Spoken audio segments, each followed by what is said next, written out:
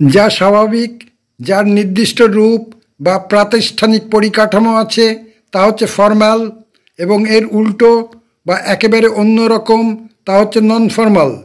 ধরা যাক আমাদের শিক্ষা ব্যবস্থা, স্কুল, কলেজ, ইউনিভার্সিটি, ক্লাসরুম, শিক্ষক, শিক্ষিকা, অশিক্ষক কর্মচারী, পাঠ্যসূচি সব কিছু মিলিয়ে আমাদের এডুকেশন সিস্টেম। পক্ষান্তরে গুরুদেব রবীন্দ্রনাথের মানস প্রকল্প, বোলপুর শান্তিনিকেতনের মুক্তাঙ্গন শিক্ষা ব্যবস্থা হচ্ছে নন ফর্মাল এডুকেশন সিস্টেম।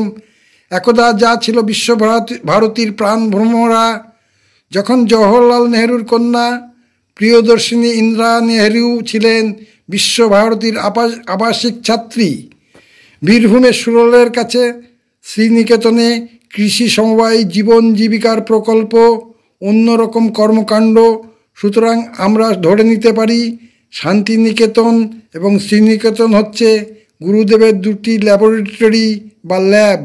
তিনি দুটি ল্যাবে হাতে কলমে যে পরীক্ষা নিরীক্ষা পর্যবেক্ষণ করে যে সিদ্ধান্তে উপনীত হতেন তা হচ্ছে দার্শনিক রবীন্দ্রনাথের ট্যাব, রবীন্দ্র রচনা সমগ্র।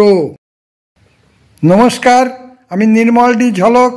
যদি আপনিও আপনারা নতুন কথা শুনতে চান, নতুন ভাবনা ভাবতে চান, নতুন কিছু শিখতে চান, তাহলে আমাদের 3C ইউটিউব চ্যানেলটি সাবস্ক্রাইব করে রাখুন।